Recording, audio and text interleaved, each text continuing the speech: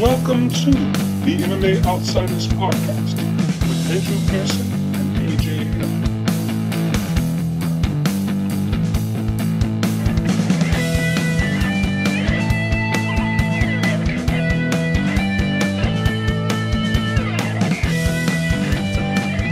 Sort your shit out. Hey man, hey, this is new. It's a new thing, bro. Come on. All right, let's try this one more time. We're still running for this. We're running through this new system, or audio system. So again, our second introduction, I guess. Welcome back to the MMA Outsiders. I'm AJ Herrick. This is Andrew Pearson on the other end. We're running through Skype today. I'm running at my base. Andrew's at his base, and we have a special guest today, Andrew Richardson. Andrew, are you there? Can we hear you? Yep, I'm here. Okay, cool, awesome. Pearson, talk for me. Yeah. All right, so let's see if we can do this again for the second time. Can you hear me now? Yes. Okay, that's good. Because Andrew and I were here the whole time. It was you that had problems. Yeah, I know. Well, I started talking, and all of a sudden it just cut out. I'm like, what the hell just happened? So it's all yeah, good, you said check 1, 2, and then you were gone. Then it goes boom. Right. So, all right. So yeah, today, let's try this again. So today we want to talk about obviously UFC Gdansk. I don't know. I think that's how you pronounce it. That's how I want to pronounce it. We'll talk about Andre Fili, your teammate right over there at Team Alpha Male, right? Andrew Richardson. Yeah. I train with Fili a decent amount in jiu-jitsu. Sparring wise, he's a little big, but I get a lot of time working out with Fili in strength and conditioning. Oh, that's awesome, man. Yeah, so we'll talk a little bit about his performance against Artem Lobov. We'll talk obviously about the main event, Darren Till versus Cowboy Cerrone. Andrew is the technical analyst over at MMA Mania, so he can help break down what he thinks of Darren Till as a prospect, what this fight means for Cowboy Cerrone moving forward. And then we can talk a little bit about next week with Machida Brunson, some notable fights from that card. And of course, I wanted Andrew on the podcast to talk about his amateur title win, which is really exciting, and what it felt like kind of bouncing back from a KO loss. And then what's next for him? So let's get started with UFC Gdansk. Andre Fili beat Artem Lobov. Was it unanimous decision? Yeah, I think 30-27 officially, but it was close at times.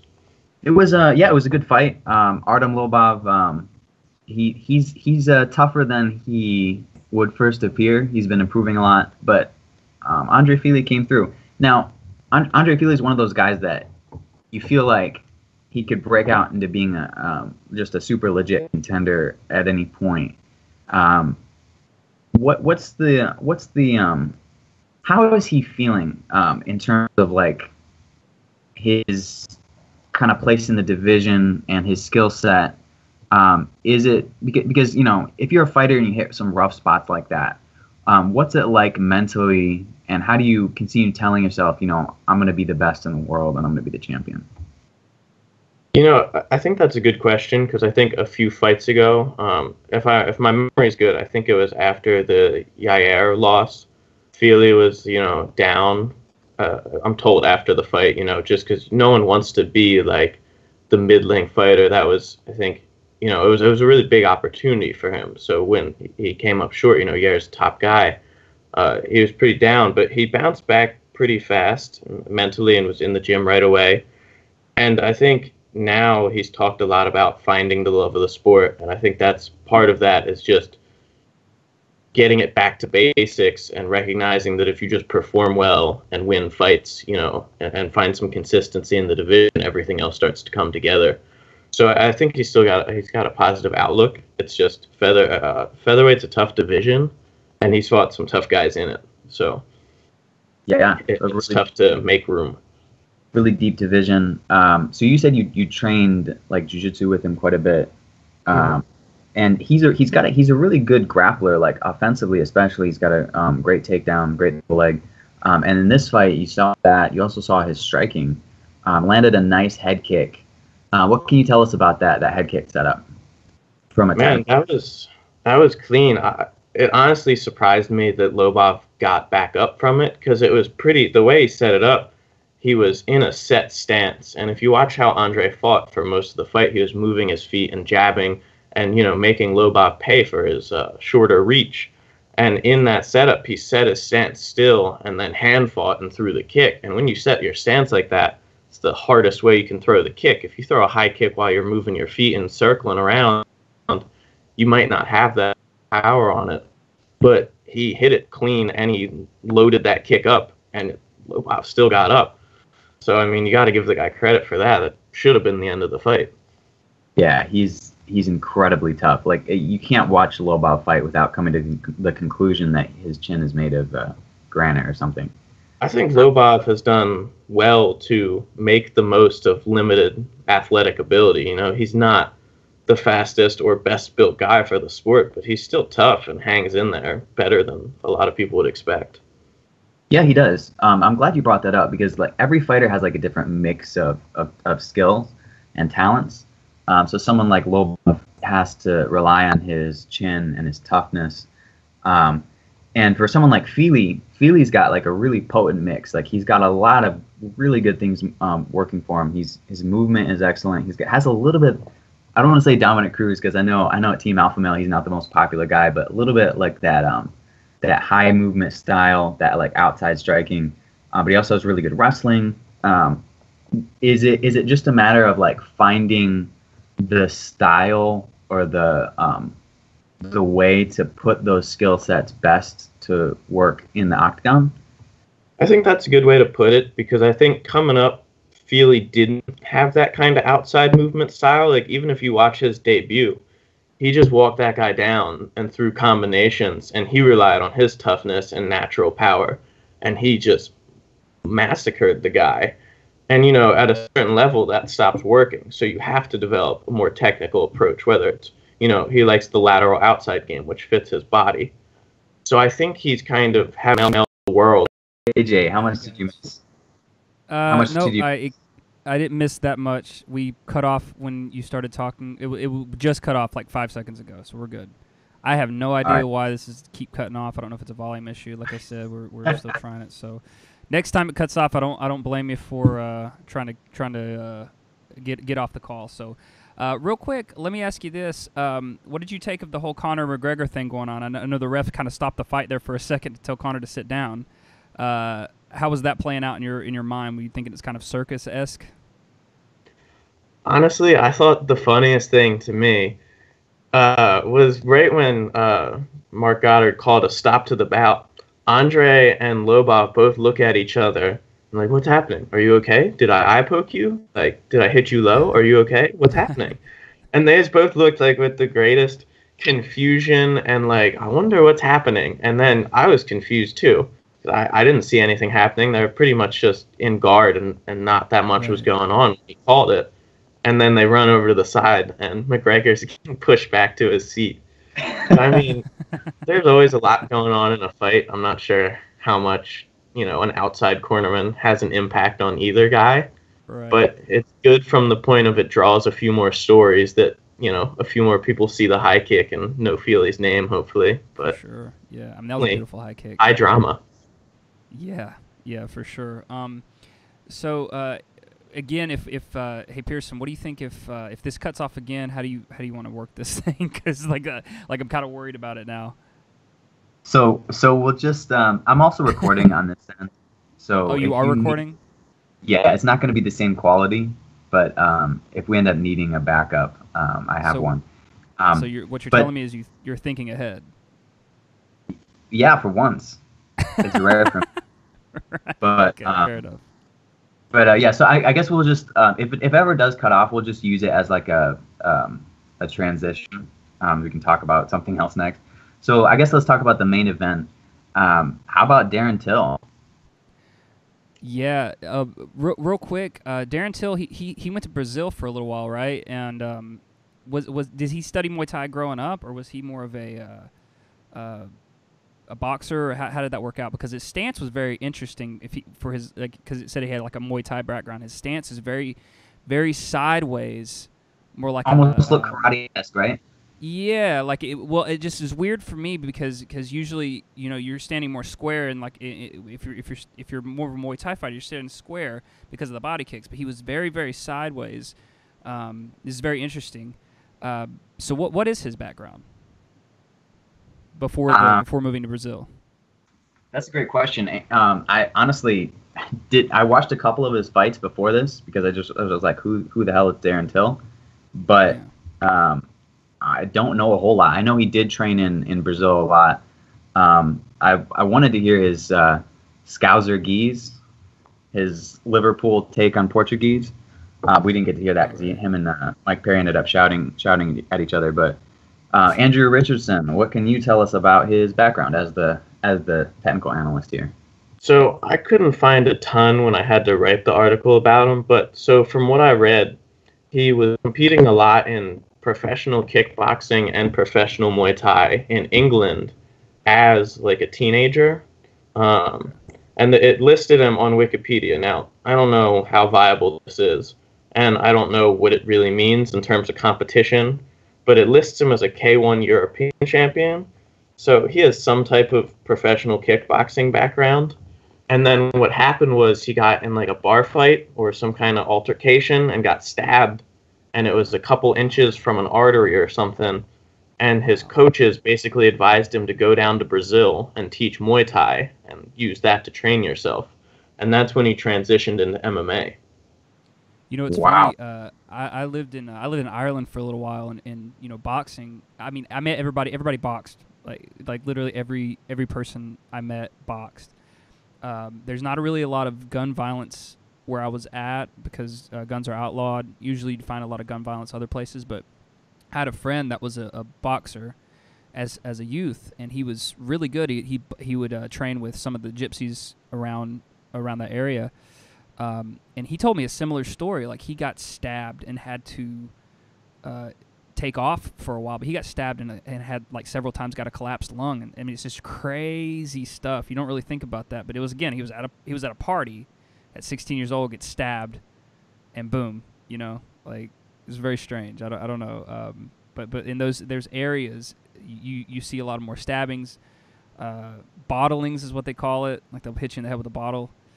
Less gun violence though, so I guess that's a plus. Got that under control, but yeah, I mean that's very interesting. That's a crazy story, man. Very crazy story. Darren Till's kind of a crazy guy. He's I really like him. He's got that Liverpool accent. Reminds me of Tom. We had this guy in college. He sounds just like him, Andrew, and we shared the same laundry time schedule. So every time I hear Darren Till talk, I just get like pissed off about my laundry schedule for some reason. I get like flashbacks. I don't know what's going on. It's like, damn it. I know. Like detergent. Yeah. Right. But I mean, let's talk about the actual fight because, he calls himself the best striker in the division. No, wait, the best striker in all of UFC. And he did look really good.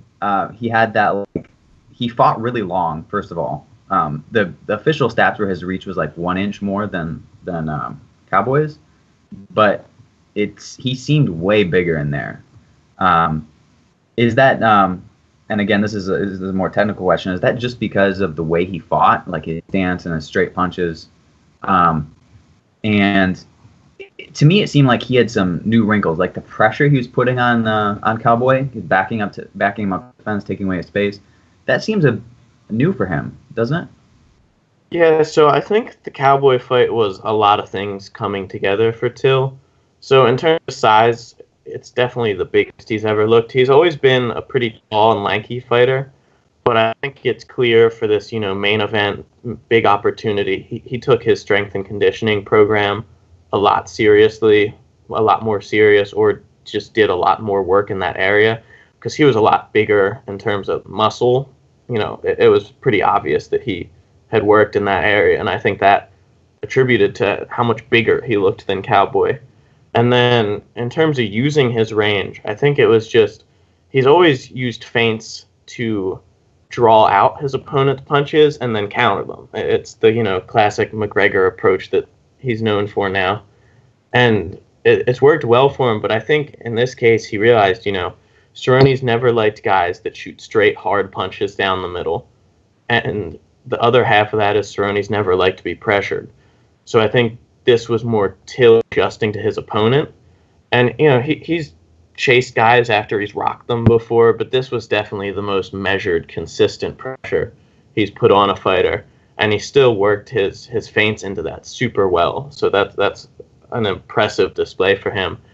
But I do think it was more fight-specific. I wouldn't expect him to pressure that hard out of every future opponent, but he might. I mean, guys land a knockout and they want to replicate it. If something works once, they'll try it again. So I could see him doing the same, but I would expect him to go back to his more counter-punching approach. It seemed to work really well for him. And he's one of these guys, he had one finish before this in the UFC. You actually watch his fights. He had several knockdowns. He times punches, like you said, his counter-punching game is really good. He's kind of a minimalistic approach. But like his early career reminded me of watching Lyoto Machida. Like Lyoto would get several knockdowns in his fights, but he never quite finished anyone, so he had a reputation for winning decisions. But the power was always there, and then once he got the highest level, he kind of put it together and started finishing guys. Do you think we can expect that from Till going forward? And how far do you think he goes in this division? Like, where do you rate his striking in terms of, compared to guys like Masvidal and Wonder Boy, and Tyron Woodley? Tyron Woodley would be an interesting one, right? Because he's also susceptible to pressure, but he has so much power himself, he tends to back guys off and slow them down. I'm curious, like, how these matchups are going to go for Till moving forward, because at this point, he can fight anyone in the top 10 and be relevant. Yeah, definitely. I mean, Till looked like a superstar. So in terms of how high he can go, it's not, I have any doubts anywhere. Like, there's no part of me that says there's no way Till could be a champion or top 5. But I do have questions. Like, a lot of the guys he's fought are pretty similar. They were all kind of taller guys that like to strike from range. Outside of the Bojan Velikovic, who just kind of is okay everywhere and is big. But for the most part, guys have kind of played his game. So I'm curious what would happen if he fought someone like Colby Covington or, Kamaru Usman, who would turn that physicality right back on him. Even someone like Mike Perry, Perry's not a technician, but he wouldn't back away from an exchange, and he wouldn't, try to slowly close the distance. He would just go out and throw. And it's just something we haven't seen Till against a lot of different styles. So it's kind of hard for me to say, yeah, he's definitely going to be a champion until, he can shake off a legit takedown from someone whose wrestling I really respect. But if he has those grappling skills and just the general ability to adapt to his opponent's game plans, I don't see any reason why he couldn't win the belt. I think if he can stop the takedown, he matches up very well with Woodley.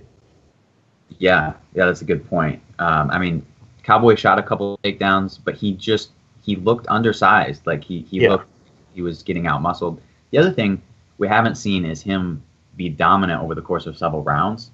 He has that one draw on his record, and in that draw, he had 2 really good rounds, and then he tired out a lot in the 3rd round. He got rocked, and he just kind of fought through to a draw. But his gas tank did not look good. This fight didn't get a chance to see that. So he looked great, but yeah, like you said, a lot of questions moving forward. And then in the co-main event, we had Karolina Kowalkiewicz, and seemed a little bit in retrospect, especially like this fight was made for her to bounce back and look good.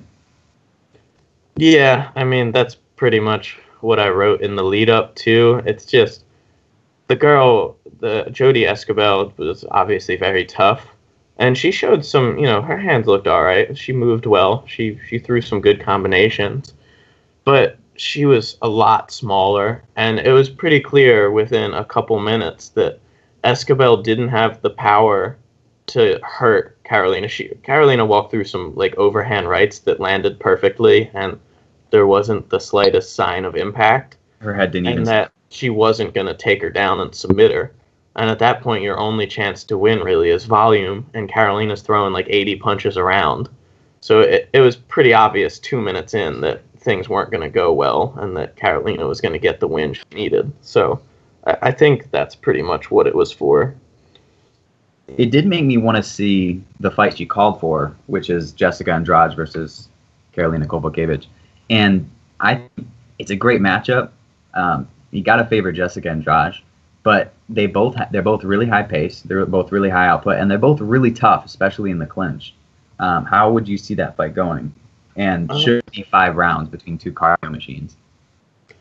I could see 5 rounds. It would definitely make sense because it's probably a title eliminator whenever it does get made. You know, it's like number 1 and number 3, even though they both lost to Joanna Champion, who hasn't at this point. But I could see Carolina using the clinch and finding success there, but I think the problem is that Carolina's range striking isn't great. If you go back and watch the Rose Namajunas fight, Rose, when she kept it outside in the first round and just like moved in and out, stuck long punches, she made Carolina look pretty average. It was when Rose started trying to force the takedown and then wound up in that clinch battle and got kneed in the stomach 30 times that it shifted towards Carolina. Andrade, so what I'm saying is that Carolina doesn't have the style to take advantage of her length that she would have against someone like Andrade. Andrade would get that boxing range that she wants, and from that distance, Andrade is tough. She throws heavier shots, and the takedown threat is always there. And Carolina is a good wrestler, but we saw how strong Andrade was in her last fight. If she gets in on a shot, you're getting picked up. It was only because Joanna Jedrzejczyk was so good at managing range that those shots were few and far between. And I don't think Carolina has that same ability. But I also think that Carolina's tough, and they would both hit each other 100 times. It'd be a lot of fun. Yeah. The other cool thing about that fight is that you're right. She doesn't look great from range, and the other thing is she doesn't necessarily push the clinch where she has an advantage. Yeah. She'll just hang out at range until she gets into the clinch organically. But with Andrade, it would happen. Like they would be throwing at each other, and they would end up in the clinch. The thing I like about Andrade is she disproves the whole if you have a lot of muscle, you can't have a lot of cardio. Her conditioning's been incredible. And she's strong as shit, and she like just picks people up and seemingly effortlessly without even having like good like form, just bends over, grabs a leg, and just lifts them into the air. But she never slows down. That was what made the Jedrzejczyk win so impressive. It's like Jedrzejczyk just stayed out of her range, but she never slows down, no matter how much damage she takes, and she throws like 30 strikes a minute. It's insane. That's especially impressive since she used to gas pretty hard back at 135 pounds. Did she? Setting off the weight and probably getting in better shape while doing that has made a world of difference. Wow. Actually, I never saw her fights at 135.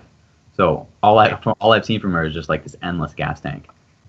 She got tired a couple times and got submitted after like going all wild with her hands.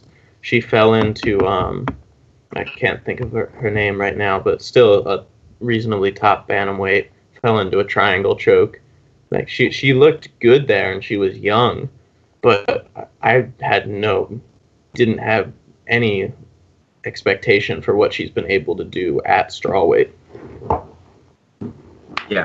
So I don't know how we got talking about Jessica Andrade, but so I want to talk a little bit about Machida Brunson. The dragon but first, is back. Yeah. Yes.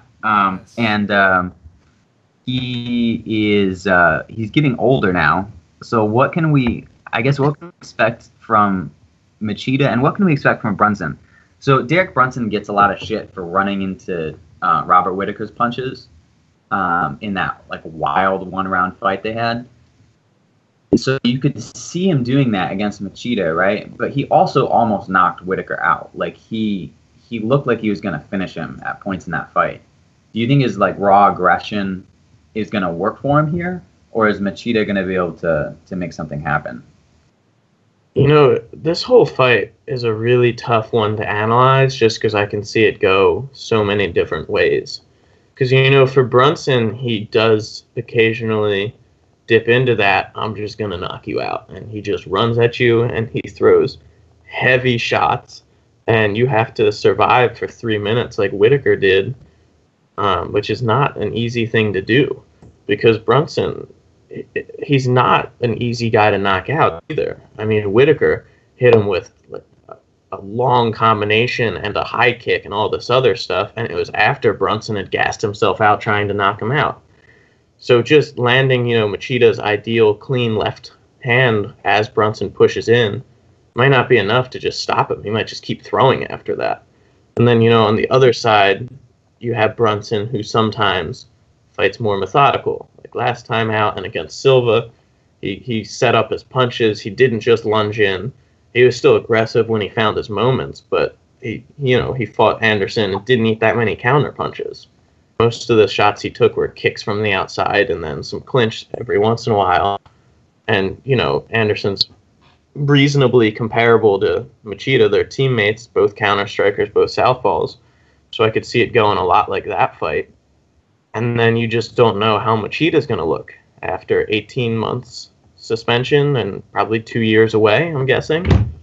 It's, you know, guys get old overnight. You don't know what he's going to look like. So it's a really tough fight to predict because Machida could put on a classic Machida performance and knock out the over-aggressive guy. Brunson could beat up an old man, or it could be a really slow, methodical fight for 5 rounds. I'm gonna go with the last one. I think that's probably what's gonna happen. It's gonna be a split decision, and everyone's gonna be angry. That is a classic Machida result too. Andrew, or Pearson, do you remember in college where Machida was your favorite fighter? It was like 10 years ago, wasn't it? Remember we used to have those conversations? We used to use that karate style. He was my original favorite fighter. He was the first fighter I liked in MMA. And I just decided I was gonna like Machida before I ever saw him fight, because I was like a yellow belt in karate, and someone told me about this karate guy named Lyoto Machida. We were talking about it in the hallway. Remember? Yeah, I do. I remember you guys in college, and I literally never seen him fight, and I was all into Lyoto Machida. But then I actually watched him fight, and I was like, this guy's awesome. Especially he was the top of the heap for a while, yeah. Yeah, he was. Well, especially if you only watch his highlights. But yeah, he's 39, man. How much longer can he keep doing this? And how much do you think the so he got suspended basically for being honest? Yeah. which is amazing because MMA just consistently rewards cheating and lying. In the case and outside of it. It's awful. Terrible idea. I mean, but like, I don't know. 2 years off. He's 39. His style, I mean, like, his style has changed quite a bit over the years. Like, when he fought, like, up to the point, I'd say, when he fought John Jones the first time, he had that blitzing style that would really surprise people, but didn't do a lot kind of in between there. He just stand there and kind of wait for you to come forward. And then when he moved down to middleweight, it seemed like he still had some of that, but he kind of evolved a little bit into more of a kickboxing approach. Like when he fought, who's the guy who just fought? Gegard Mousasi. It was almost a kickboxing fight. It was pretty close. And I'm kind of wondering, as he gets older, how much toll does that take on his ability to implement like a karate style, and how much do the holes that he was covering with athleticism open up? Yeah, I mean, that's the question every fighter has to answer as to that age is, you know, what parts of my game have been neglected because I've been athletic enough that it hasn't mattered. And it's Machida, I thought he looked great when he dropped to middleweight. And I think, like you said, the big change for me was that he focused just on kicking more. At range, he was making sure he was kicking hard, and he was trying to, you know, stop people. He wasn't just trying to score points. He knocked out Munoz with the high kick, and then CB Dalloway with that snap kick to the liver. That was awesome. And those are both, you know, violent, heavy shots, and that wasn't something he was really doing at light heavyweight, as often at least, that I can remember. So I think that was the big change, and I thought he looked great. I thought he looked better than ever until he fought Romero. That was a fight that, I mean, I didn't know how good Romero was at the time, maybe, but I kind of thought, like, Romero likes that rangy outside kickboxing too. Machida loves that stuff. Machida should be able to handle this fine.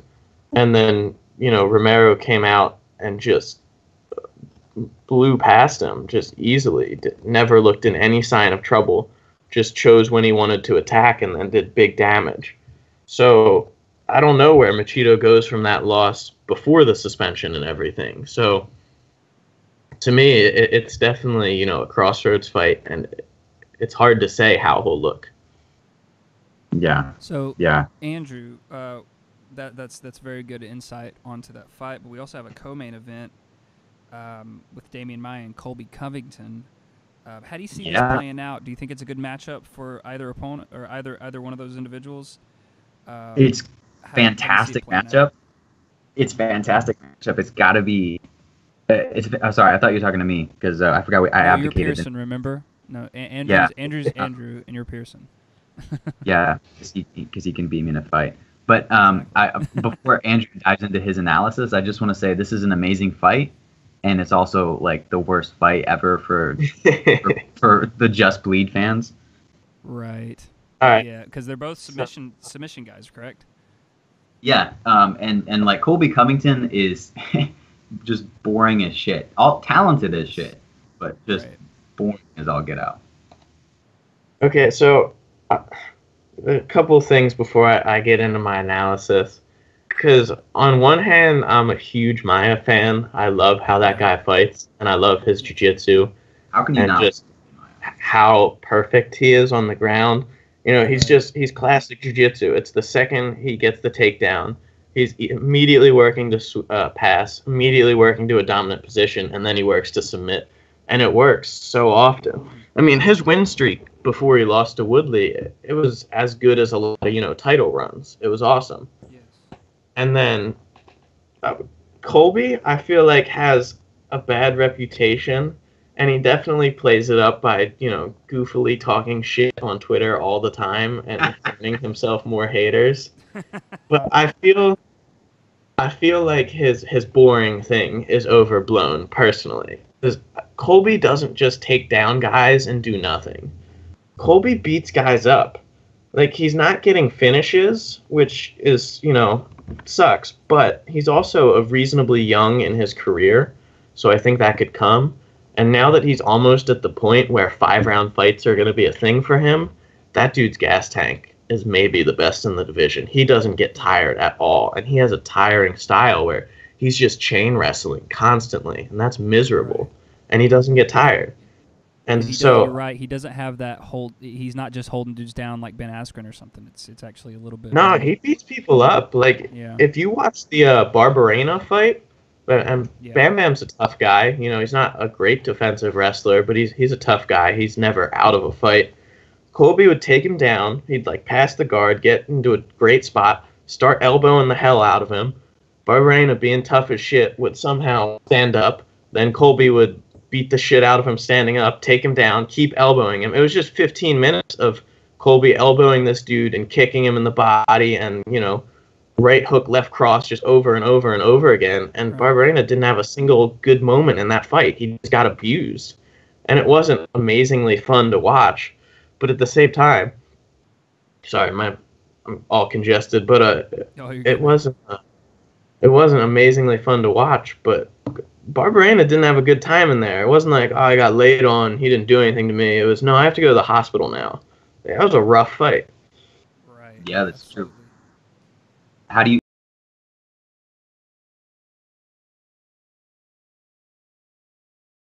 direction, but who do you see imposing their will? So I think Maia's gas tank is the question. Because I lean towards Covington ahead of the fight. Because I don't think Maia is going to be able to submit him. I mean, that's kind of silly to say because Maia can submit anybody. But I think Covington is such an experienced wrestler grappler that he's one of the more unlikely guys to be submitted, if that makes sense. So, you know, Maia's going to take him down. He's going to probably get his back or mount him or something early on. And I think Covington has the ability to survive that. And I think Covington has the ability to make Maia scramble a lot. And scrambling is exhausting. And if Covington does get on top, I think he's going to stay there. So if at any point in a scramble, Covington takes top position, the momentum's going to shift to his side. Because once he's on top, Maia's going to be pretty stuck. He's going to be eating elbows, and to get up, he's going to have to use a lot of energy, and that's a lot of energy that doesn't go towards taking his opponent down and then resting. So I think Covington has a really good chance to scramble and outlast him, kind of like Jake Shields did, or even kind of like Rory McDonald did, just instead of, you know, scrambling away and exhausting him and then kickboxing him, it'll be scramble away, exhaust him, and then just try to rough him up and wrestle and do everything else. So, but at the same time, Maia could lock him down. I think it's just going to be hard. Colby's pace is very high, and his level of wrestling, grappling is similarly high. So it'll be a tough matchup for Maia, I think. And if it stays on the feet, that's the other thing about Covington. You never see it, but he can crack. Yeah, he hits hard. And he's more comfortable, I think, in a firefight. Not that he's comfortable, but he's more comfortable than Maia, at least. If they're going to stand and punch each other at any point, I would expect Colby to get the better of it. All right, so Andrew Richardson predicting Covington, right? Yeah, unfortunately, because I do love Maia, but I think Colby has an edge there. All right, so before we wrap up, I did want to ask you about your amateur win. And what it was like kind of bouncing back from a loss, winning your amateur title, and what's next for you?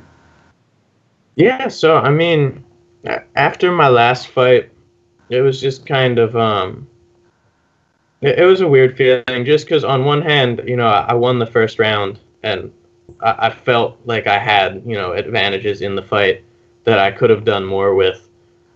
But on the other hand, it was like, it was a 2-minute amateur fight, like right when I got the takedown, the round ends, and then the dude just swarmed me, and I let that happen. So there was definitely things to learn from it. But going into this fight, I still wanted it to be like a continuation of where I left off in that loss, just because I felt like I fought well, win or lose. And I thought I moved well, and I avoided a lot of strikes and got my takedowns when I wanted them, until he just threw a ton of punches. So I also want to be more prepared for that. You know, I work just, if, you know, someone's swinging wildly just from a set stance, I want to be able to shoot and blast someone off their feet. So that's not my background. I mean, I think I wrestle pretty well, but I'm still a non-wrestler. Like, it's not something I grew up doing, shooting double legs from across the room. You know, I kind of have just a bunch of tricky half jiu-jitsu stuff that I can hit on good wrestlers, or that I can counter a good wrestler with, but still just shooting a blast double from standing still isn't really my strong suit. So I worked on that ahead of this fight. So if the guy tried to swarm me, if he saw my last fight and just figured I'll just go out there and throw a ton of punches and hopefully it'll work out, I wanted to be ready for that. But then for the fight itself, I felt good. I could kind of see what he was doing pretty much right away. I think I got a good read on his punches. And then you hit an awesome double change. Yeah, thank you. That was just, I kind of just felt the range, and after he kicked my leg, it didn't hurt, but I was out of my stance, and it's just, you just kind of feel stupid. You get kicked and your leg's back there, and now you have to reset and move around again. And it's like, well, up until that point, he hadn't hit me with anything at all, not a single strike. So I was like, all right, I don't want to let him, you know, land a good kick and get any confidence. Once you have an advantage, you want to push it, and you want to convince the other guy that they have no chance, whether that's true or not. So after he kicked me, I was like, all right, I got to step in with something. And as I stepped in, I think I just kind of saw him go to kick, and I went for that takedown. And it was pretty loud in the actual fight. It doesn't come through on the video, but it was a strong takedown, and he scrambled well from there. Yeah, you surprised the commentators. They were like, "Whoa, that was a fast shot," and it really was. He kind of scrambled up real quick, but I mean, you want to say you don't have a blast double, but that was a great level change. And then talk about the tricky jiu-jitsu stuff. When you took his back, that was really fast, man. Like were you thinking through each of those steps, or did that happen automatically? The back take, so it's a little half and half. So I threw a left hand kind of and slipped as he jabbed, and that's what I grabbed on that head and arm kind of control.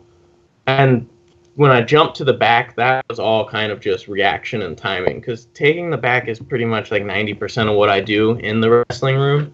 Most of my game is I'm going to, in a scramble or after my own shot, I'm going to transition around you to the back clinch or just jump to the back like I did. And then once I'm there, it's my goal that you're just never going to get away.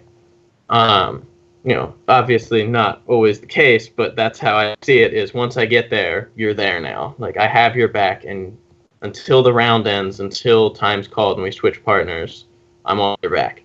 And that's how I approach wrestling. I try to get the back, and I try to flatten them out on their stomach, because that's, the best position in MMA. That's my pin for wrestling.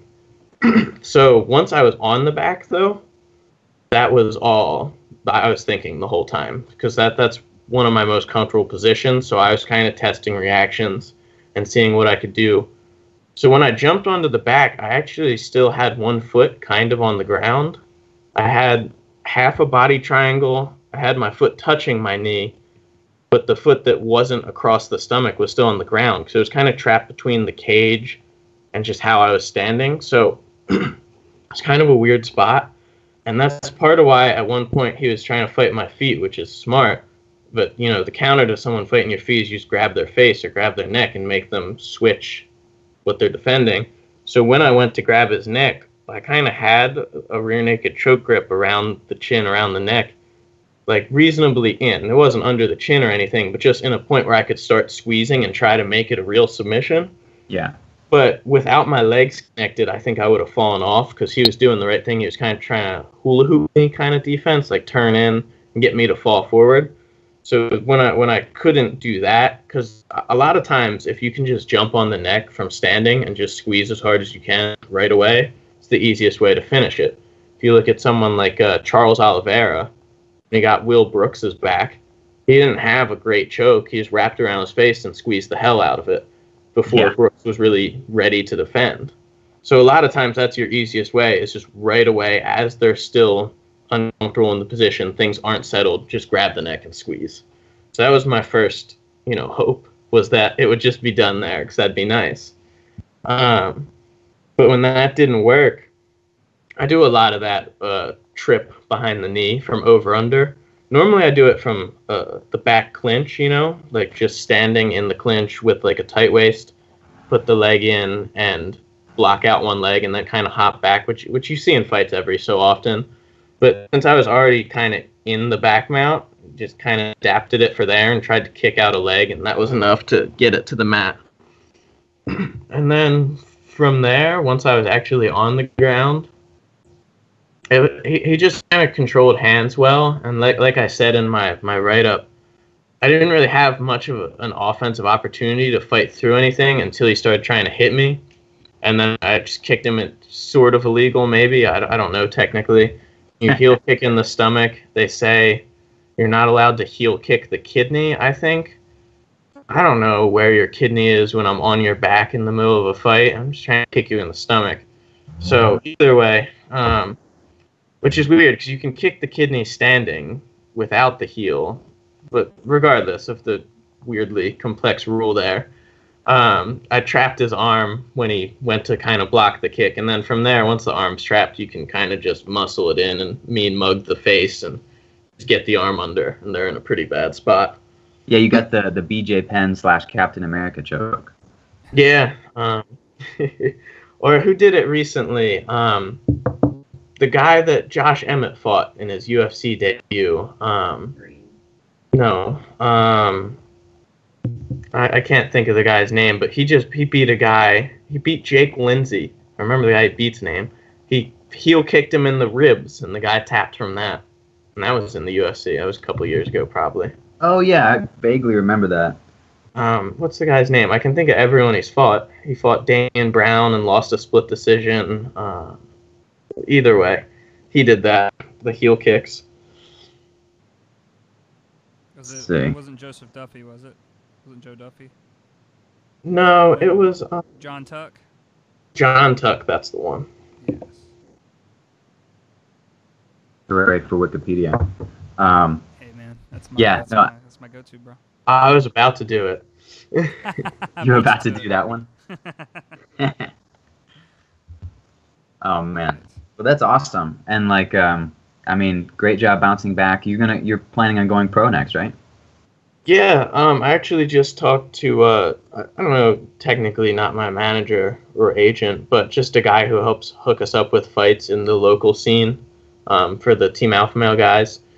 And so pretty much we have a local card gladiator challenge where it's like on an Indian casino, so you don't have to go through a lot of the commission standards and stuff.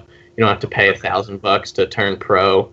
And you generally, the competition is pretty horrible, but it's pretty standard to go pro there because like we were saying earlier, it doesn't pay to be fair. You don't want to fight the best guys on the regional scene right away.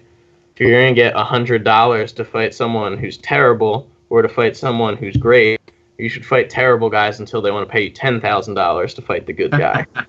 And I mean, that's just the unfortunate reality of it. So if you start, if you look at like a guy's UFC record, like even good guys, good UFC records, like 6-2, let's say. If you're 6-2 in the UFC, you're a stud. If you fight UFC level competition on the regional scene and go 6-2, you're never going to make any money. They don't want guys like that. Yeah, that doesn't help them.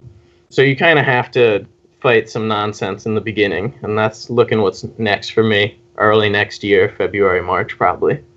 So do you think there's a big jump in competition from the amateur guys you've been fighting to these pro guys, or you think it'll be pretty similar?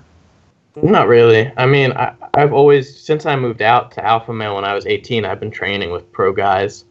And like we have amateur guys. The guy who does the Mania videos with me, Andrew Coyne. Yet another Andrew. Yeah, exactly. Bulldog. He's a stud. I mean, he's sparring with Cody Garbrandt for this camp. Wow. It's the line is not really there. He went to Mexico for 4 weeks with Hector Sandoval to corner and train with him for the last 4 weeks of his camp in the UFC. So the line's really not there. I sparred with Alex Sandoval a lot. I've sparred with Joseph Morales, Bopo, who's just got picked up by the UFC and won his debut at flyweight. He's around my age. I kind of know where I'm at in relation to all those guys. So I'm not worried about the professional regional scene. But at the same time, California is probably the toughest place to fight. We have so many gyms. If you look at who's the best guy in California at any given weight class, if you're not the champion, you're looking at a top 5 guy. So it goes all the way down. Our regional scene's tough at amateur and at pro. So you definitely have really good guys out there. But I know that I can compete with them. And I also know that I'm still probably a year away from fighting any top guy, at least in the area. So I'm not too worried about it. I'm hoping to get the chance to fight somewhere internationally. That'd be great before I ideally get picked up. It's funny to talk that kind of way. But, in an ideal world, I'd love to fight in Ryzen or 1FC or something, or even in one of KSW before, getting signed to the UFC. It's silly to talk like, oh, that's an eventuality, but that's how you kind of map it out in your head. Yeah. So, I mean, like, what's your ultimate goal? And where do you say you kind of know where you match up? And obviously the UFC goal, but like, where do you see, what's the end goal for you? And where do you see your level now? Like, who do you think you kind of match up with? I mean, it's always odd to talk about yourself, but I know from training, Alpha Male is kind of a headquarters for lower weight guys, people come out and visit us that'll never make a headline, but I've trained with guys like Justin Scoggins and stuff that have come visit. So I've kind of trained with a lot of the division's top guys for flyweight, bantamweight. And I think the most important thing for me to compete with guys like those, you know, top flyweights, top bantamweights in the UFC, is just make sure I'm at that level of athlete, because I'm still young.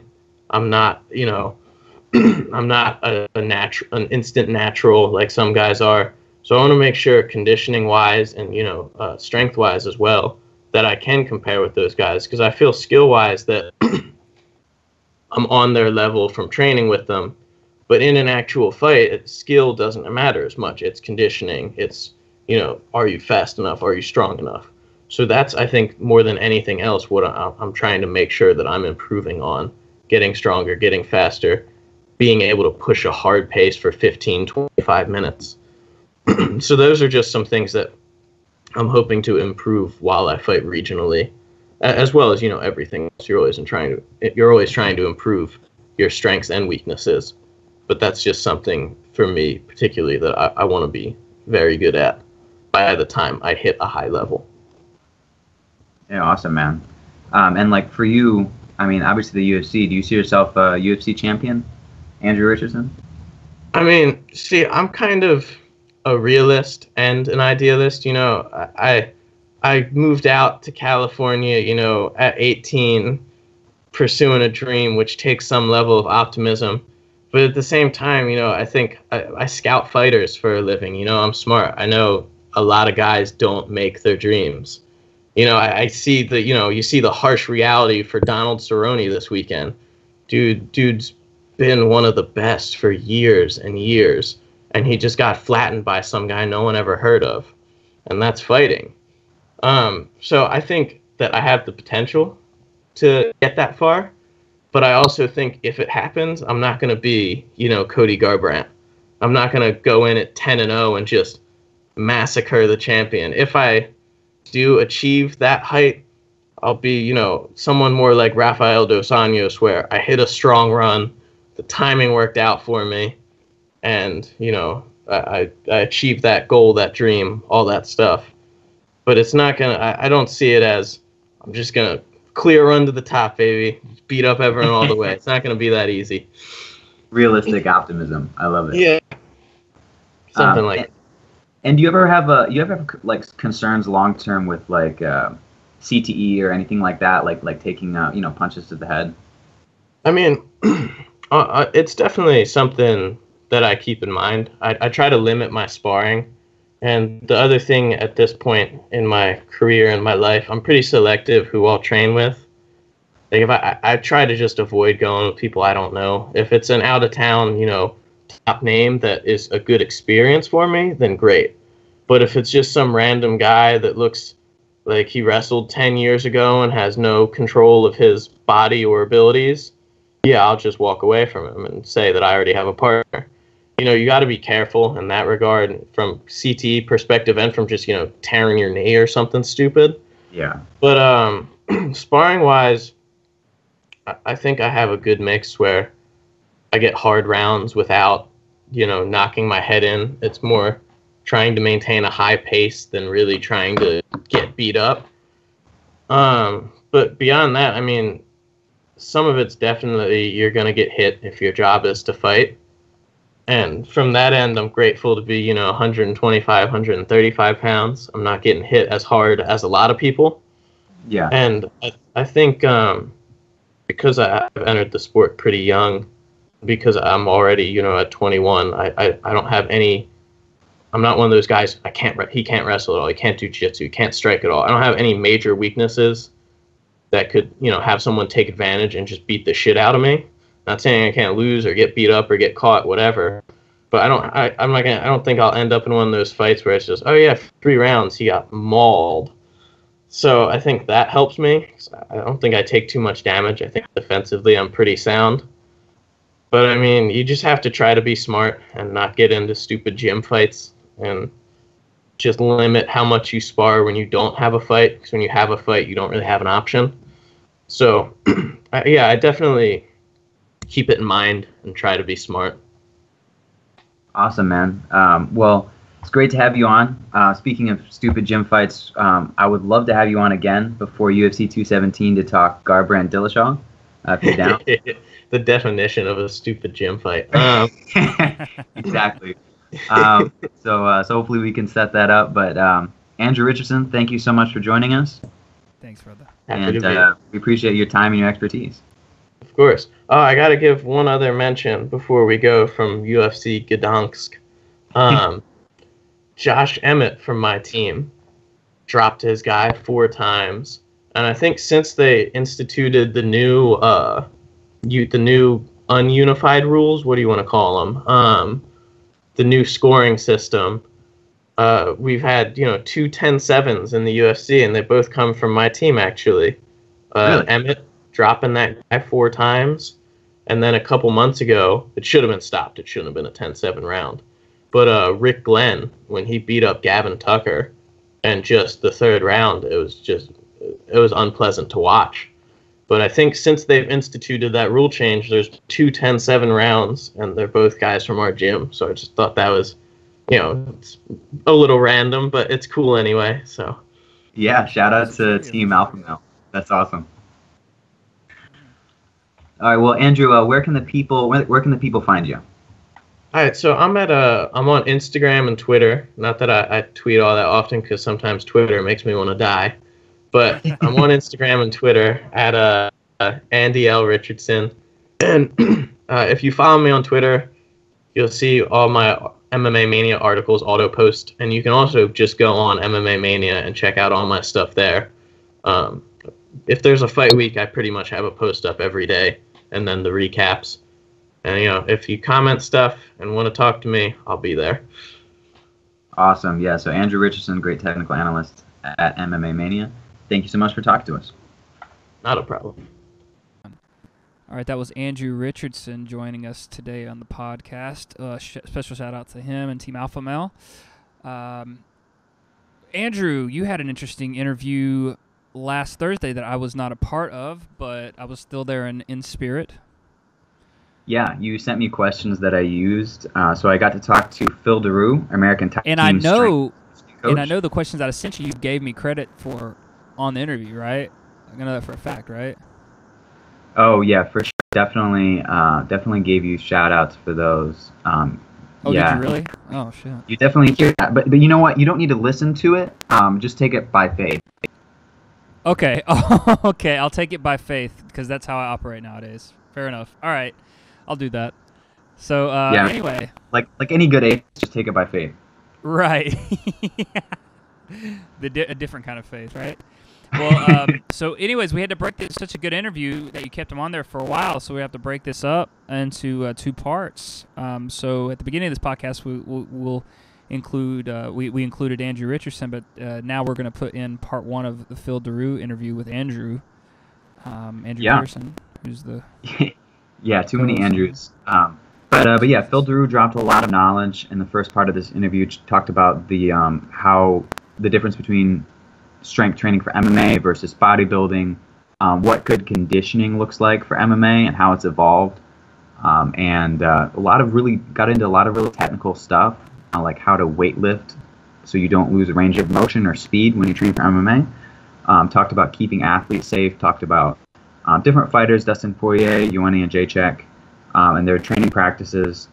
A lot of really good stuff. Can't wait to share it with you guys. Right on. So here is Phil Daru.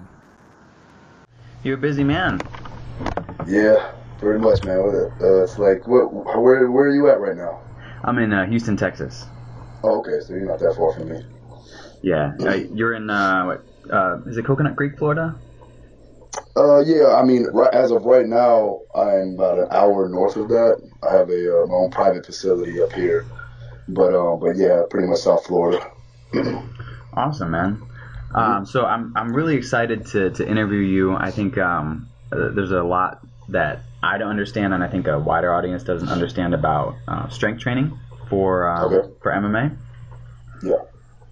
And also conditioning too, because you're the strength and conditioning guy at ATT, right?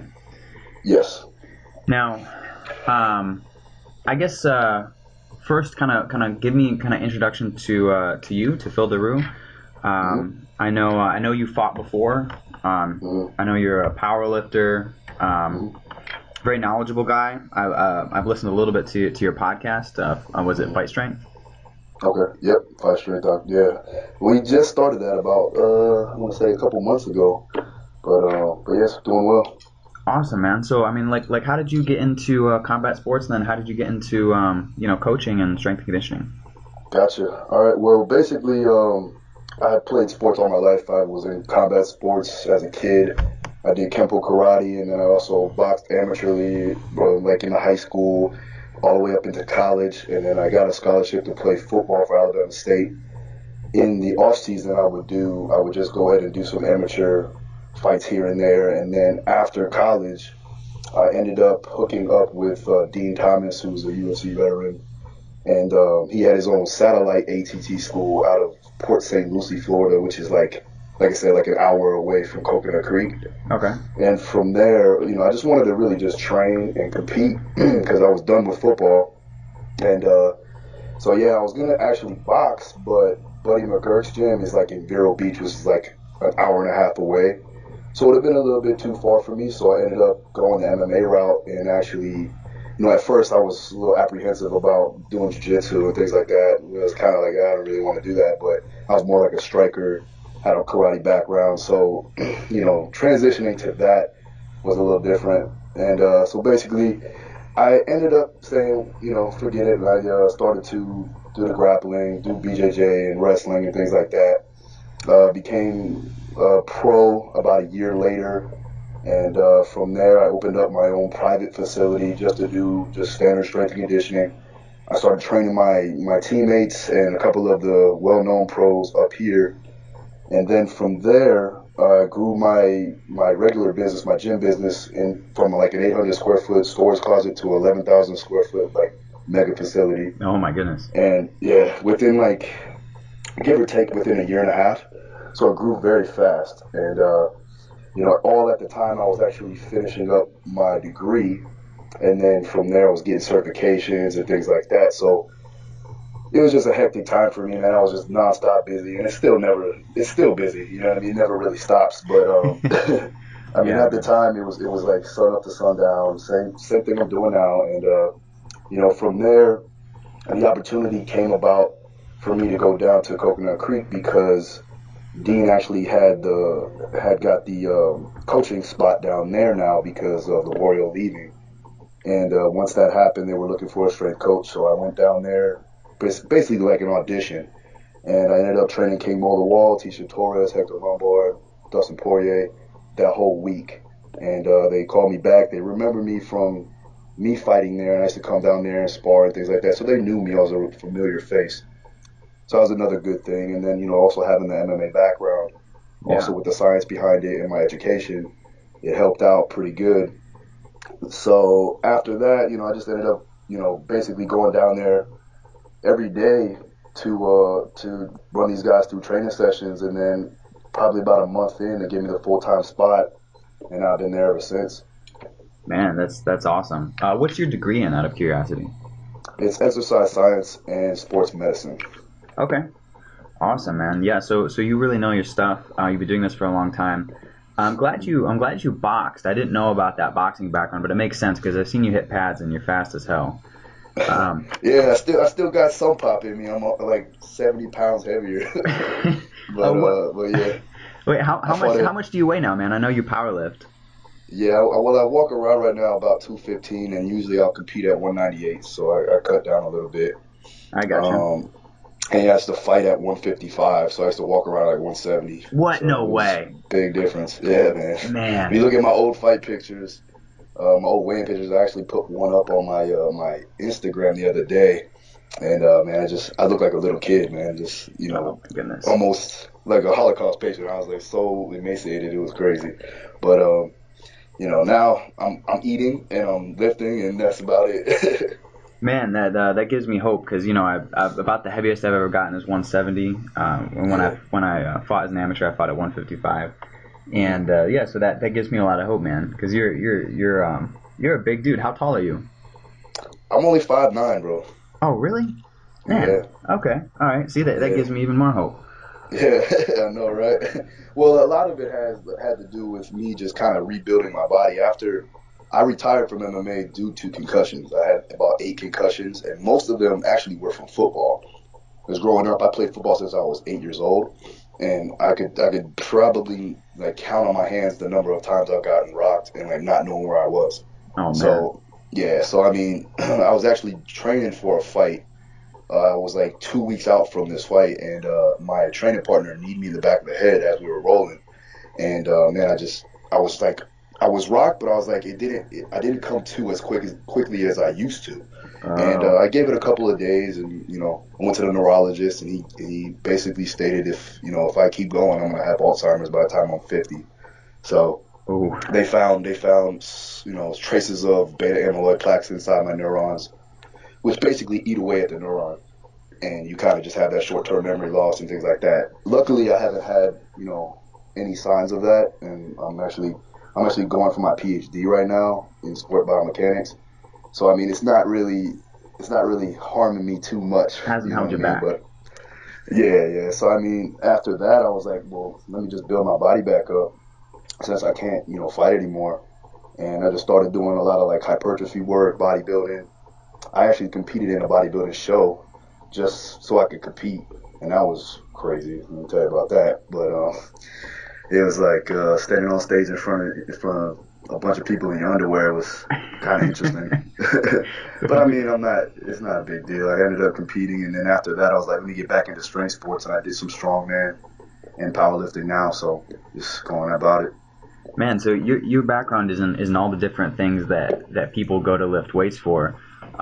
So, I mean, my question has always been, how do you train for speed and power while also training for strength? You know what I mean? Because you got all these goals that aren't necessarily on the same spectrum. People always tell you, man, if you're training for too much conditioning, it's going to take away from the powerlifting and the gains you want to get. Strength, yeah. It really just depends, and also it depends on the timing and your periodization of what you do in your program. You can structure out, a standard block progression to where you start off by doing some hypertrophy work, then we lead into the strength and power phase, and then that'll lead into the speed agility. But for a lot of these guys that I train, a lot of them take fights on short notice. So you have to do somewhat of a conjugated approach, where I would train multiple modalities in that single week, almost undulating it to where they're actually getting all those types of energy systems and specific performance skills throughout that entire microcycle, if you will. And it depends on, like I said, the fighter, like a person like Joanna Jedrzejczyk, who I know who's going to fight in 12 weeks. We can structure her program out a little bit more differently in a better sequence. But for a lot of my up-and-comers, they got to take fights on 2 weeks' notice sometimes. So, for me, I have to get them ready and keep them ready at all times. Man, that's gotta be a challenge. Now, I'm glad you brought up Joanna Jedrzejczyk, because she is in insane shape. Like, her conditioning is some of the craziest I've ever seen. She just doesn't seem to get tired. Now, I'm sure you pushed her to her limits, but why is she so much fitter? Like, why does she have that crazy cardio? Is that just years of conditioning, or is that genetics for her? Well, it might be a little bit of both. See, the thing is, she's been a kickboxer all her life. She's done Muay Thai. She's got over 100 fights. People don't know that, but she has over 120 fights, I believe. Oh, wow. So, I mean, she's been fighting forever, and you develop a solid aerobic base throughout that training, even if it's just sport-specific. When she came to me, I could already see that she was a champion from her mindset, from the way that she goes about training. Oh, yeah. She has a tunnel vision focus, man. Like, she is the most intense person, like, I've probably ever met, let alone a fighter. So, but at the same time, she's the nicest person you'll ever meet as well. So, I mean, she knows when to turn it on. But I think, getting back to your question, I think that, like I said, she just developed that solid aerobic base. Now, there's times where there's other modalities in MMA that she needs to work on, and that's what we improved upon. That's why I'm so excited to actually see her fight Rose, because since we started a year ago, she's made improvements in her body composition. If you ever look from the earlier fights to now, Yeah, she's still stronger. The same weight. She's stronger. She's bigger. She has more joint integrity. She knows how to move her body more efficiently. And obviously the speed is already there. It's always been there. But now we develop strength and power inside of that speed, and it becomes a crucial factor for any of her opponents. Yeah, when she fought, I mean, in her last fight with Jessica Andrade is insanely strong. And when she went to pick up Joanna just like leaped on. It was crazy. She went to like pick her up and slam her, and Joanna just like gracefully dove out of it and like stayed on her feet. Yeah. So we were planning on that just because, and it all depends on the opponent. You know, for now, like we said, we want to be fast and accurate and have good power output, but with endurance. So for the Andrade fight, I just developed a shit ton of absolute strength, and we got to start early, and we ended up building some solid mass on her. So when people say, oh, you can't build hypertrophy, you can't build muscle because you're gonna get stiffer, that depends on how you're moving and how you're actually functionally putting the exercises together. Yeah. It's not about the exercise, it's about the intent. Okay. If you go through full ranges of motion, you will not become stiff. You will not become tight. And that's why I'm able to still throw my punches the way I am at, 40 pounds or 30 pounds heavier than what I fought at. You know what I mean? So it really just depends on the intent of the movement and how you go about doing it, and make sure it's structured enough to where they're peaking right on time for their fights. Yeah, so that was something I did want to ask you about. Like with it, what's the difference between training for bodybuilding, for form, and training for function? And that was the other thing.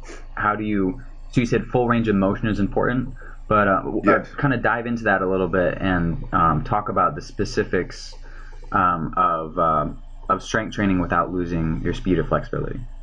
Sure. So in bodybuilding, their main focus is to build muscle. That's all they want to do. Strength can be a factor. It's something that goes along with it, but most importantly, it's getting the muscle size on. And there's two types of hypertrophy. There's sarcoplasmic hypertrophy and there's myofibril hypertrophy. Now, sarcoplasmic hypertrophy is the swelling of the cell itself inside the muscle. That's just basically meaning we're making the cell bigger. So in turn, we're actually making the muscles bigger, but not necessarily stronger. Okay. Now, with myofibril hypertrophy, that's something that you would do in a 3 to 5 rep range, just to build solid mass inside of the cell. So we're not talking about building up the cell fluid. We're talking about putting more fibers inside the cell. I think I saw you on Twitter break this down a couple weeks ago.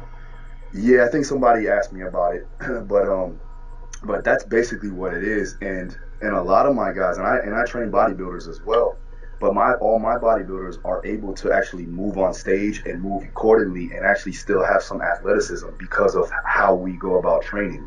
Now, without a doubt, all of my fighters go through a phase of hypertrophy because we want to make sure that they're maintaining muscle mass throughout the entire camp. If they lose muscle, that's taking away from their armor, and they're getting hit and they're full contact every day. So I want them to have a solid amount of muscle just to keep them safe. It's not so much to look good, it's more so they can keep their body in a good condition to actually withstand load. That makes sense? Yeah, absolutely. Okay, so from there, you would actually go into, like I said, once you build up a solid muscle foundation, now a muscle, a bigger muscle has the tendency or has the potential to be a stronger muscle, but it's not the full spectrum, right? And then you got to go into, your central nervous system strength, and then the cell swelling, and also the building of the fibers itself. And that's just basically what we're talking about when we're talking about hypertrophy. That's all it means. So that when you see that word, that's basically what that means. It's building up the fibers of the muscle tissue. Okay. So as far as not losing any speed or agility or anything like that, a lot of the times you have to make sure that the tempo of your training is coping with what you're doing. So for me, I would tell the guys, if we're trying to build hypertrophy but also maintain our power, maintain our speed, then we would do slow eccentrics with a fast concentric. So that means the lowering or the lengthening of the tissue, or the lengthening of the movement. And then when we go to exert force, we do it as fast as humanly possible. See what I'm saying now? Yeah, I got you. So slow on the way down, fast on the way up. And this is only when we're trying to build maximum hypertrophy, right? So this is not when we're doing strength work. It's not when we're trying to be as explosive or as fast as possible. That's a different story. What we're trying to do is develop some hypertrophy and also making sure that we are still creating enough force to be strong and to be fast. So that's what we do in our hypertrophy phases. Now, when I'm doing conjugate style with the guys that have fights on short notices and things like that, I'll make sure that we have a day specific to just hypertrophy ranges. But our concentrics are always fast. That makes some sense? Okay, so what exercises are you doing on those days? Are you doing big compound exercises like squats? And how many reps and how many sets are you doing? Yeah, when it's a hypertrophy phase, day or block, it would usually be around 4 to 5 sets of around 6 to 10 repetitions. Okay. And the eccentrics would be around 3 seconds, and the concentrics would be 0 to a second. So it needs to be fast, right? We're talking, 0.8 on meters per second, something as fast as that, if we can. We're only working in a range of 65 to 75% one rep max. That was my next question. How heavy are the weights? Yeah, and I don't necessarily 1RM my guys and test them that way. We usually go off a rated precedes exertion scale.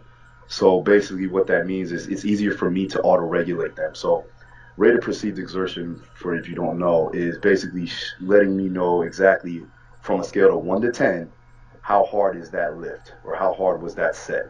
So if your RPE on a barbell, let's say a barbell front squat, and I said to do 5 sets of 6, and I said do it at an RPE of 8. So basically you would take a weight that you can do for those specific 10 reps, but you have about 3 more reps left in the tank. Okay. 2 to 3, right?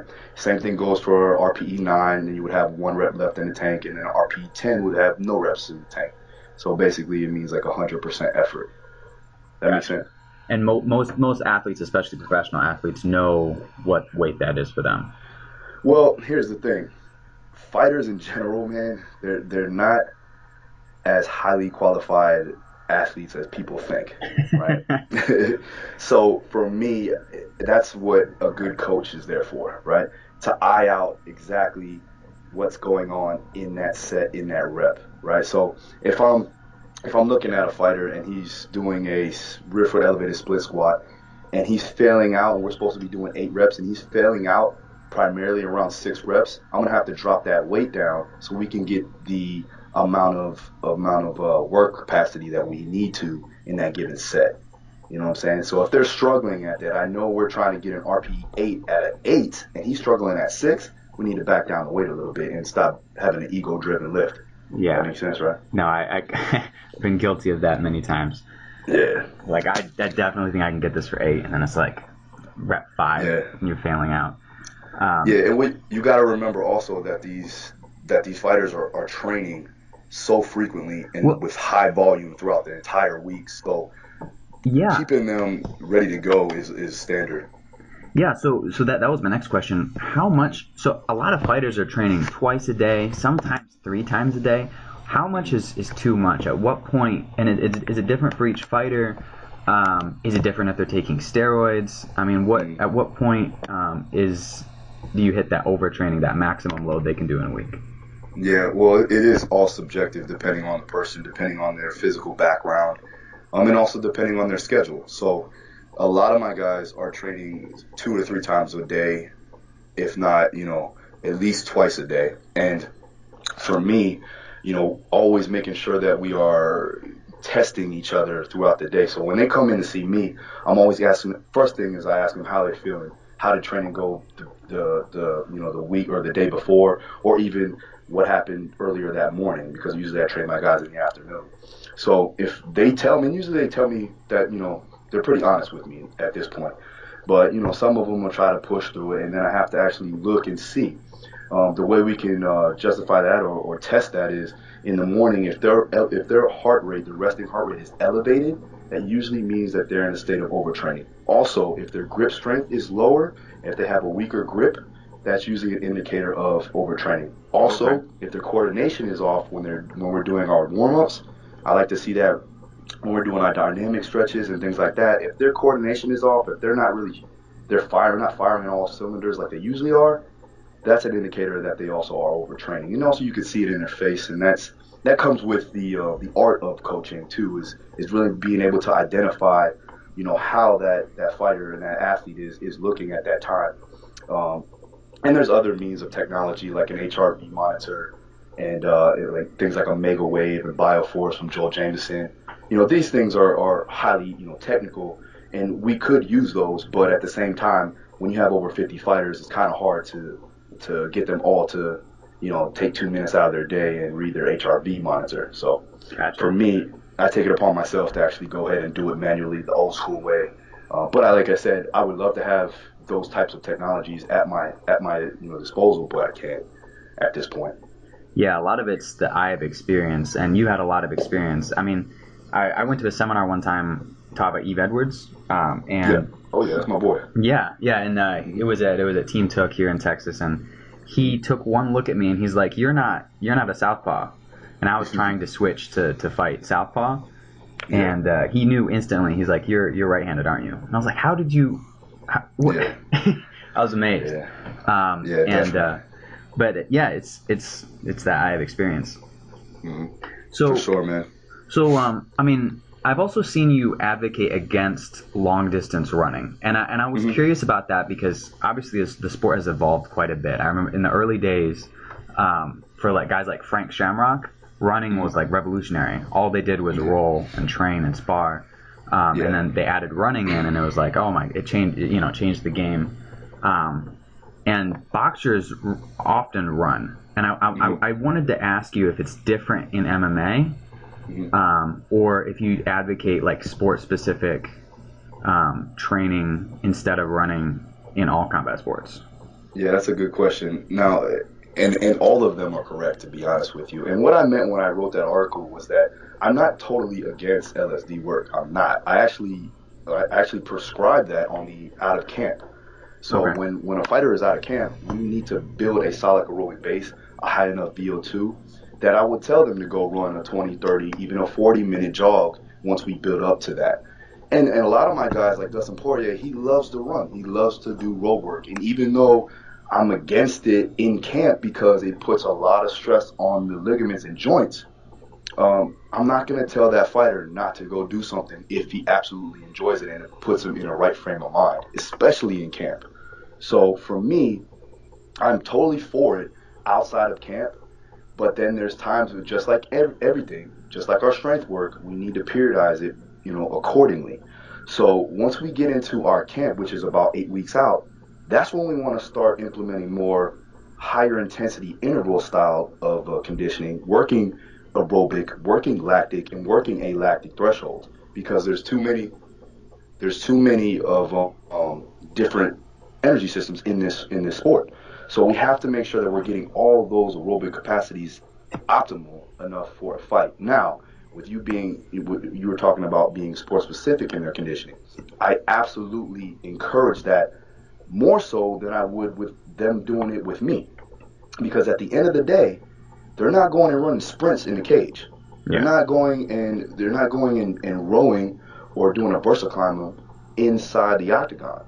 So for me, rolling, sparring, all of that stuff is going to get them in the right frame of aerobic capacities due to the sport-specific demands.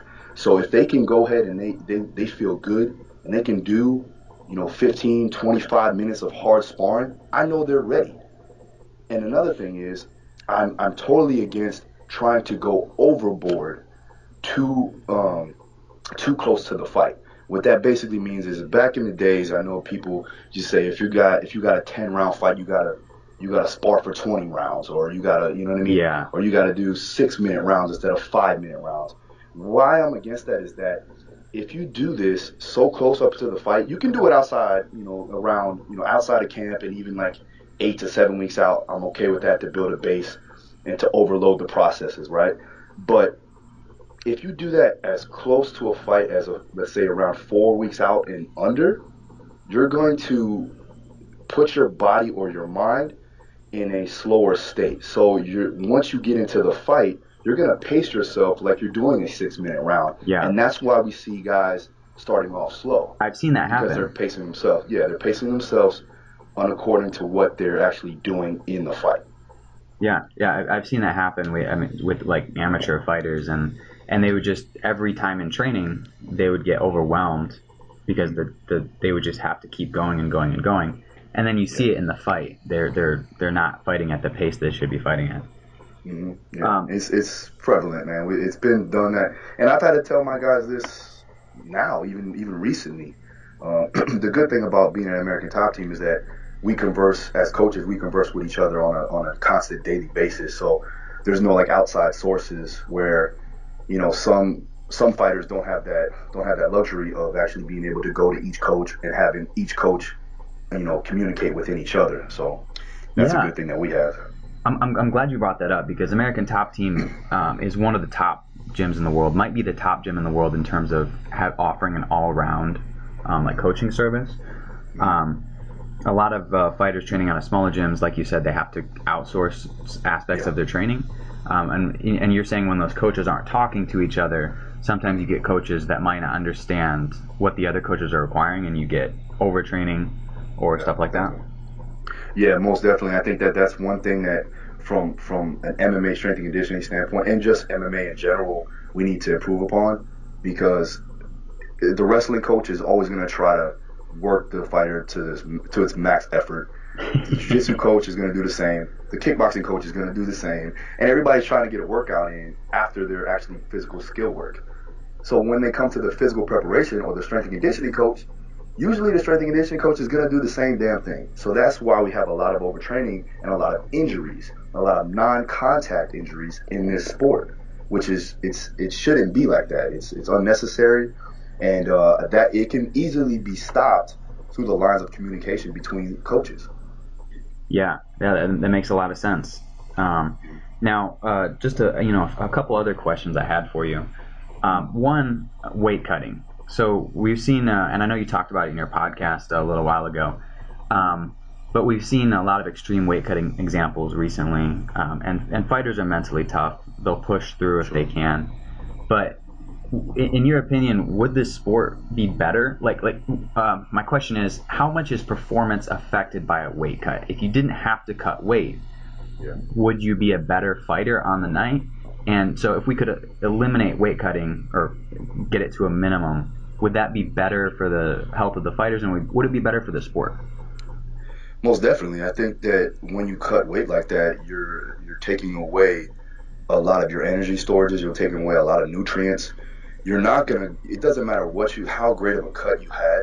You're not gonna be 100% the day after. It just doesn't happen. You know, there's gonna be some type of release there.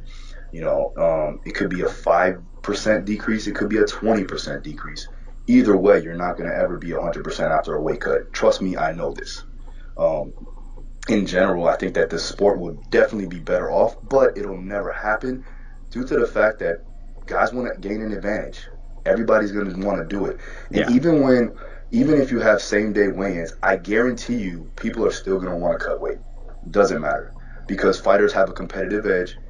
They want to be the best, and to be the best, they're trying to gain that little bit of edge, with it being in the means of being legal. And we've seen even then people getting caught doing illegal stuff. So it really just depends. But I think that I like what the UFC is doing with the no IV stuff, and they're letting them weigh in that morning instead of that night, which was crazy. So you have the whole day, and then you have the whole day after weigh-ins, and then you have the whole day of the fight to actually rehydrate, refuel. But it's still not enough. You know what I mean?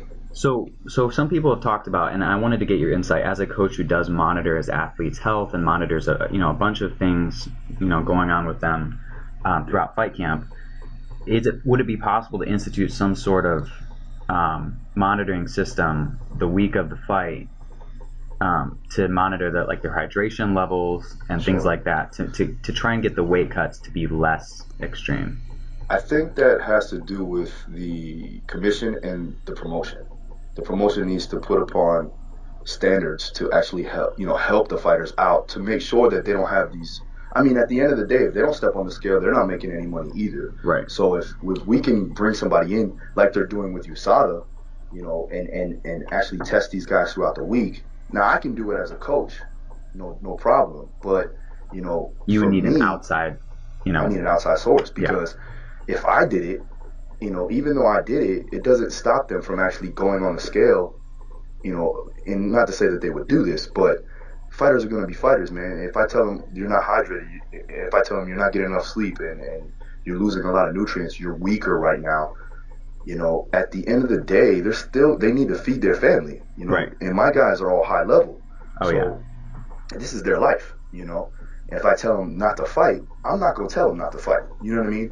The only way I'm going to tell them not to fight is if I truly know that they're going to be in physical harm. And even then, I would get all of the coaches together and his family or her family and let them know the situation at hand and give them my recommendation. But if the promotion did it, they can physically stop them.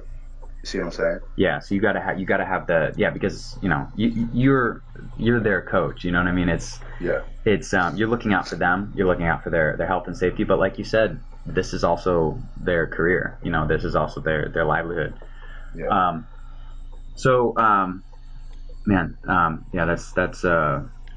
That's good insight. I guess. Hey, just tell the people where they can find you, what you got going on, and what fighters do you have currently in camp? Sure. Well, you can always find me on my website, DaruStrong.com. Also, Instagram is DaruStrong, Twitter's DaruStrong. All my videos from top to bottom every day is on Snapchat, DaruStrong1. And then, also check me out on Fight Strength Podcast, my own podcast there. I have it every week. Up next, we have, who do I not have? So we got Colby Covington fighting next weekend, along with Antonio Carlos de Zapato, who's fighting in UFC Sao Paulo. The weekend after that, we have UFC 217 with Joanna Jedrzejczyk, George Masvidal, and Alexei Olenek. Then the weekend after that, I have Dustin Poirier fighting, and then the weekend after that, I have Will Brooks fighting. So it's every weekend, man. Something's going on, so it's good.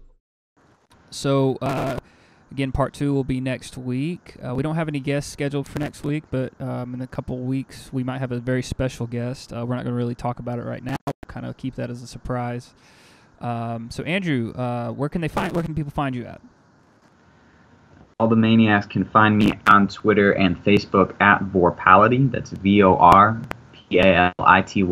VORPALITY. And AJ, how about you? You can find me on Facebook, AJ Herrick. I'm the only AJ Herrick that plays guitar on Facebook. There's only 3, so I'm the one with the guitar in the hand. You can also always send me a follow or a friend request on there. You can also find me on Twitter, AJ Herrick. It's all lowercase, AJAYHERRICK. I will be, if you guys are out in this area in Houston, I will be at Barge on Tuesday down in Kemah, Barge 365. I will also be in Texas City, if you guys, again, are down by the coast. Out here in Houston, I'll be at America's Ice House in Texas City from 9 to 1 this coming Saturday. It's going to be a lot of cool music from yours truly. So anyway, this has been the MMA Outsiders podcast with Andrew Pearson and AJ Herrick. We'll see you guys next week. Thank you. Bye. Bye.